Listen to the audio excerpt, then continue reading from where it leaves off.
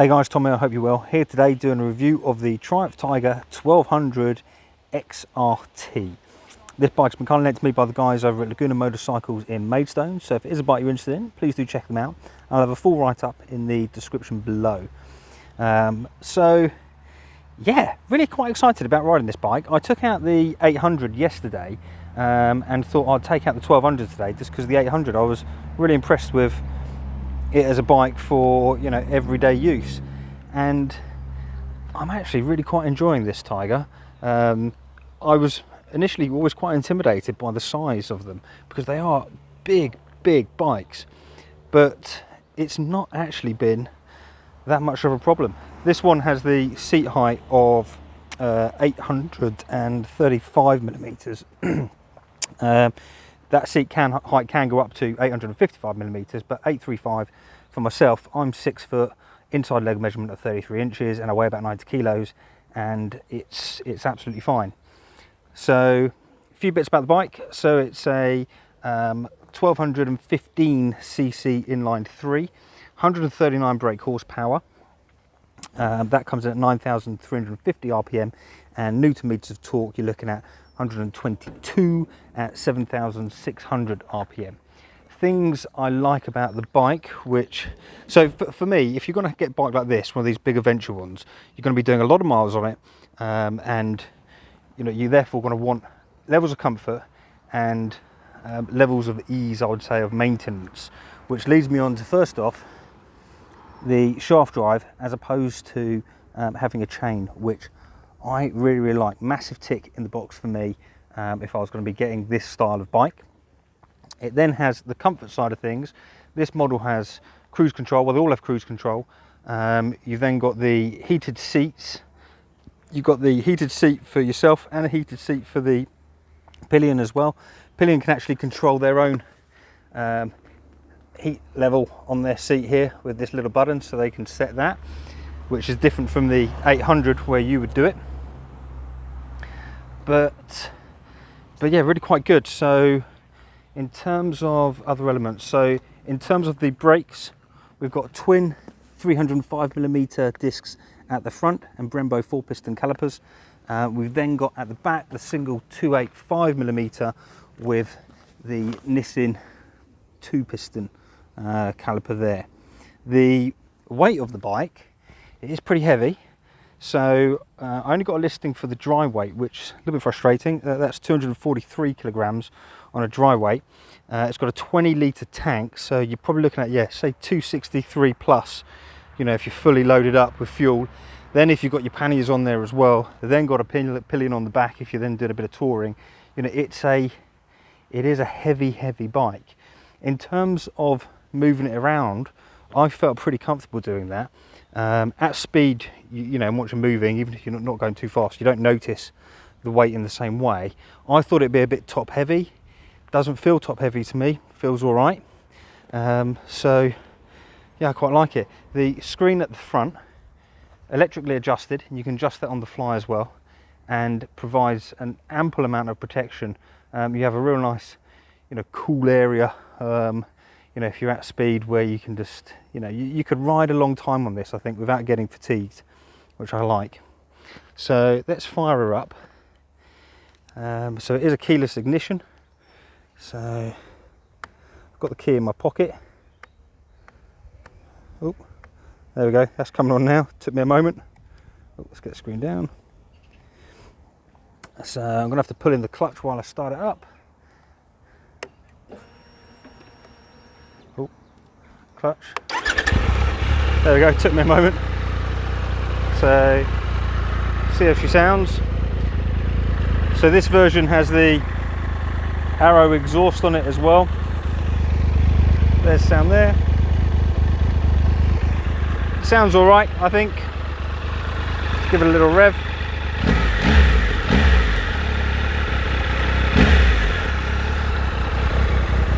I think it sounds okay. So let's just stop that. So in terms of the controls here, so your heated grips you can control there. In terms of the screen, I'm using this little controller here. I can literally just, if you look at the bottom of the screen, screen adjust height there, so I can then just raise that up. That's the full setting, and then I can just put it down as well, which handy I think for when you're going through town or going on the motorways. You just want a bit more air, or you want to protect yourself a bit more. Really nice. You can switch between rider modes as well. The rest of the things on the screen, you know, you would have seen them in my other videos. You've got your mile per hour, you've got your gear indicator, you've got your revs, you know, trips, all that sort of stuff. You've then got the mirrors on the side, which are fine. I have noticed that there's a bit of vibration at around the 80 mile per hour mark, but apart from that, no issues with them at all. All in all, very comfortable bike. So there are a few different versions of the Triumph Tiger 1200 as well. This one comes in at 16,300, I believe it was, list price. So it is an expensive bike, and then once you've put your panniers on it as well, you're probably looking at over 17 to get this fully loaded and ready for your adventures. They do have different versions though, so what I'll do is I'll put a screenshot up which runs through all the different models and what comes with them as standard and what they have. So there is actually on there a lower seat height option as well, which could be good for the smaller riders. This would be okay for me though. I'd probably be pretty happy with this at this height. Not a problem. Also, if this is a bike that you own, please do let me know in the comments of how you're getting on with it, because it'd be good to know from long-time riders of this bike what it's like. So I'm going to jump back on it now and continue the ride. But so far, this has been going very well. Those lights at the front, I've just noticed they're not flashing, by the way. It must be to do with the frame rate on the on my camera here. That looks like they're flashing, but they're not. So yeah, but all in all, great bike. Okay, so here out on the beast that is the Triumph Tiger 1200 XRT. So what I'm going to do a different route from usual. I'm still going to do a real life test, but I'm going to spend a little bit more time on the dual carriageway and the motorway, because I think this is where a bike like this would spend a lot of its time. I'll still get out and do the twisties afterwards, but no, I'm really interested to see how this does on motorways, really. So big old bike this. I have got feet down. The seat height on this is 835mm, I believe I've got it set at. So I'm not quite flat-footed on both feet, but comfortable nonetheless. I'm flat-footed on one and more on the ball of my foot on the other one. Feels okay though. Not as bad as I thought it would. Obviously this seat height goes up to 855mm. I'm not sure why someone would want it that high, but hey, each their own. This being the XRT version, it comes with a quick shifter up and down, which is pretty cool. So seating position as expected, I am very high up in quite a nice commanding position.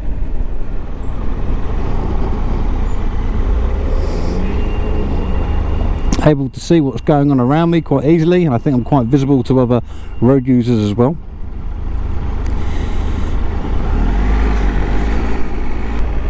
I've actually got a mate who's got one of these, and he's done about 90,000 miles on it.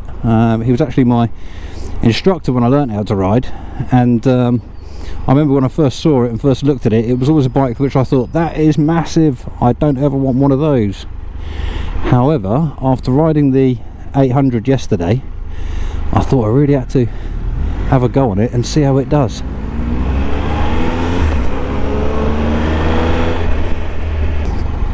In terms of my height and proportions, by the way, I'm 6 foot, I weigh about 90 kilos and inside leg measurement of 33 inches. And this 835mm seat height is absolutely fine for me. They do have in one of the versions of this bike, not in the XRT, but in one of the other versions, I can't remember the name of it, but they do have a low height option as well. which reduces the seat height further for you. So if you were concerned about the seat height, that could be something to look at. I'm going to try and do some filtering today as well with this. I think those are my thoughts. Is it too heavy? Is it too wide to filter? And I'm curious to see how it works with those. However, it's not looking too wide actually.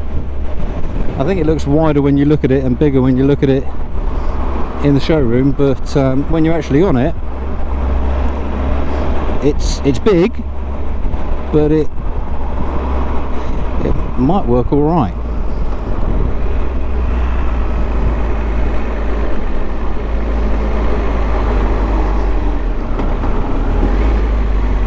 Obviously it's not going to filter the same as a small sportier bike, however that doesn't mean it can't filter. Now we've got this big old screen in front of us, so wind isn't going to be a problem here. Lots of protection. Oh, we might have a chance to filter up to the front here.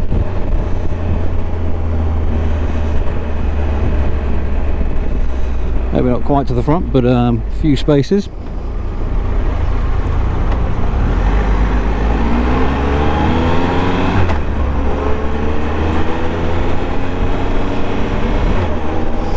So yeah, the screen is electrically operated as well. I think I can, oh, not that button, I can move along and make changes to this.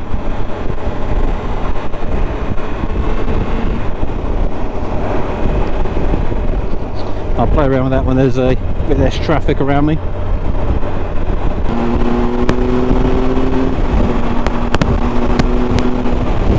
Ample power there coming up the hill, and as you've got the protection, you know, you can use it, yeah, and it feels very comfortable.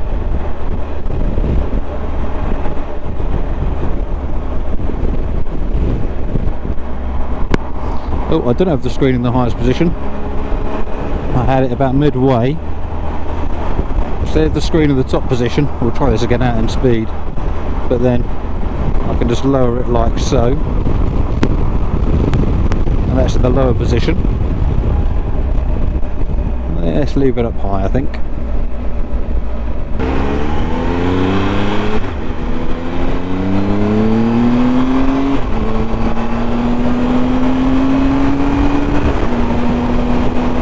Yeah, absolutely lovely on the motorway there.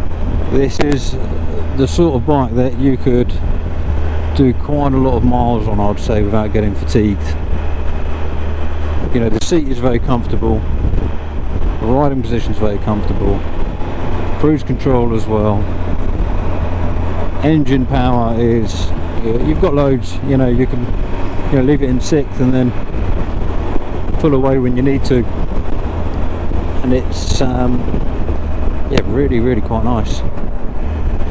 Doesn't feel big at all either when you're moving.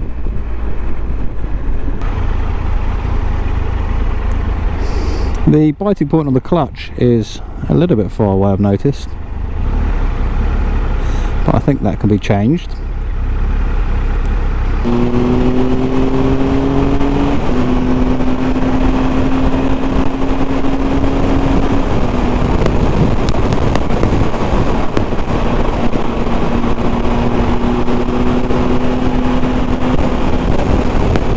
Absolutely lovely at speed, this is.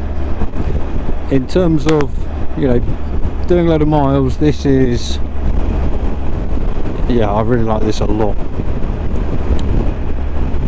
But I mean, it is the first time I've ridden a venture bike this sort of size. I haven't had to go on a GS, I haven't had to go on the Versys 1000 or the KTM 1290, so I will try those out as well. But I'm liking this a lot. You know, the screen protection is fantastic, and all the toys and goodies. I mean, it's a warm day today, so I'm not going to need heated grips or heated seat, but in the winter, you know, when it's those dark evenings when you're doing a lot of miles, you know, going down the motorway, you know, you're getting a bit tired, something like this is going to reduce the amount of fatigue that you're feeling on the bike, I would say. Okay, so what we'll do is we'll go down, back down into town, through town a bit, and then out to find some of the Twisties to have a go there. One thing I have noticed, one thing I noticed at speed was the mirrors do get a bit of vibration in them around the 80 mile per hour mark, which was the same when I took out the 800 yesterday, so that might be something to do with the connection on it. If you're an owner of the bike, let me know if you've found a solution to that, because I kind of get the impression it is common. I could probably put this screen down a bit now, couldn't I? Let's do that.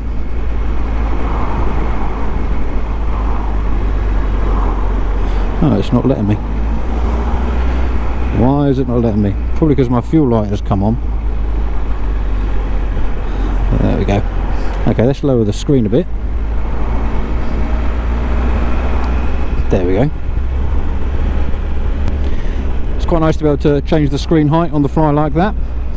The protection on the motorway was fine. An absolutely lovely bubble of still air. Cruise control works very well. Quick shifter works very nice going up. I'm not too sure about going down actually. I think I prefer to pull the clutch in for going down. Yeah, so the top of my head here, it's higher than the top of that Range Rover Sport. So you're up really nice and high here, which is good. Able to see around, see what's going on. So let's talk about some of the let's talk about the screen. So the TFT screen, similar to the one on the 800, the one on the Street Triple RS, all very good, all very clear. You know, you can see exactly what's going on. You've got your speed indicator, your gear indicator, you know, different rider modes. This version has all the rider mode options. So I think there's a you've got a rain, road, sport, then you've got an off-road, and then a customizable one. The mirrors are very good for seeing behind you, good shape as well. I think the only thing is, like I mentioned, they are vibrating a bit at 80 mile per hour. And I think these indicators are actually self-cancelling. I haven't checked that, and I've been going around a few corners thinking I've indicated, and then I look down to cancel my indicator and it is already cancelled, which is making me think, oh god, am I riding around without indicating? That wouldn't be good. But I think it's because they're self-cancelling. I will double check that and put something on the screen if they are. So the question I want to answer in the Twisties is, can you have fun on this bike? It's big, it performs well with the motorway and dual carriageways, performs alright going through town. Okay, let's get up to speed.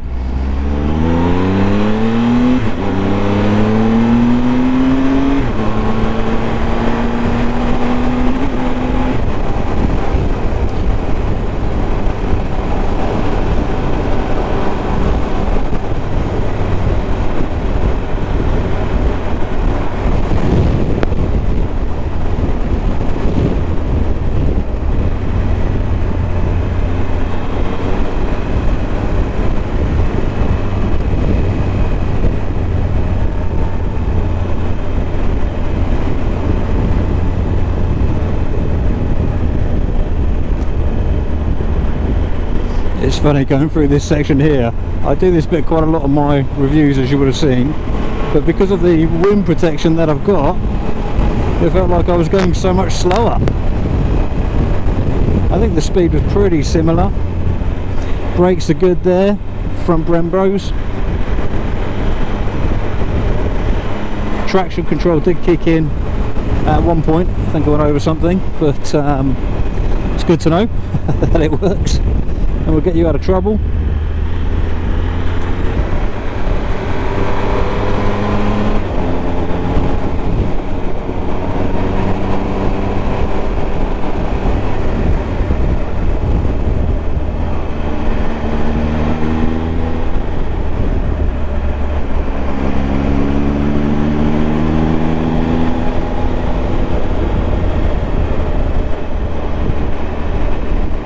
So yeah, unfortunately hit a bit of traffic there, but yeah, I would say you can have fun on this bike. It is big, so I don't feel as comfortable flicking it around as I do with smaller bikes.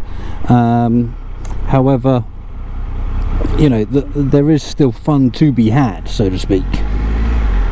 And I'm sure if you own this bike, you would get used to it very quickly and be able to throw it around all over the place. So what we'll do now is I'll head back into town, and let's start with our concluding thoughts on this bike. So I'd say overall a very good option. This it's interesting because it is big, it is heavy, it is tall. You know, there are those things. At speed you're not going to notice them, and you're actually going to like the size of it, and you know, like the weight of it. It feels very stable on the road. It is easy to ride as well, which is nice. In terms of its off-road capabilities, for me, I've not done a massive amount of off-roading, so I would look at something like this and think, oh, that looks a bit scary for taking off-road. I would rather have something smaller. However, I know that Triumph do an off-road training day that you can go along to, where you take the 1200s off-road and they teach you how to handle them. So I think I'll do that at some point. I'll see if I can get that arranged and film that for you guys, as well. As I think, you know, if Triumph are training people to do it, and there are ways to do it, then it can be done. It's just an experience level on my part, thinking, oh, it's too big. In terms of comfort and everything, you know, yeah, really comfortable. You've got all the toys on this as well, so you know, lovely for long trips, I would say. In terms of the maintenance side of things, yeah, shaft drive, I really like the fact that it's got a shaft drive, because if you're doing big miles and you're having to oil your train every 400, it's just a bit of a pain, really. Nicer not to have to worry about that. In the sense of filtering, we only did a little bit of filtering going through town, but you know, it can manage filtering. I don't know the width of this bike. Looks about 900mm, I'm going to guess, and you know, it's not going to get through the smallest gaps, but you know, a lot of times when I find I'm filtering, there are times when you are getting, there are times where the gaps are pretty big anyway when you filter, so I don't think it would add too much time to a journey not being able to filter through some of the very small ones. It will add time, but you're talking maybe 5 minutes over the course of an hour. So I guess the question with this is, would I have one? And it's difficult to answer because I don't actually know. I'm not sure. It's definitely something that I would consider, and when I'm in the market for a bike, I'd probably think about this again and have another ride of it. I'm not sure with regards to having it as a daily, just because of the miles I do, the cost of it and everything. I quite like something cheaper, just to, you know, thrash and not worry about, really. In terms of if I was looking at a bigger adventure style bike for specifically big tours, you know, going on some big adventures, then yeah, this would definitely be high up on my consideration list as a bike for doing that sort of stuff. If you're an owner of this bike, I really would love to hear your thoughts on it, and how you've got on with it. The bike's been out for a few years now, so it would be good to see how people have got on, and if my views reflect theirs, even though it's, you know, only been a couple of hours that I've had this. Oh, I wonder if we're going to get a little bit more chance for filtering. Oh, here we go, look at this. Nice filtering opportunity here. Right, let's see how we do. Usually I'll be happily through this on my bike, or any bike really.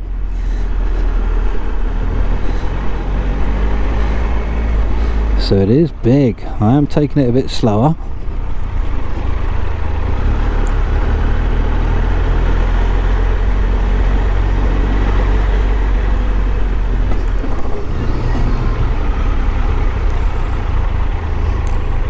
That back brake is nice for moving slow. Let's go up here.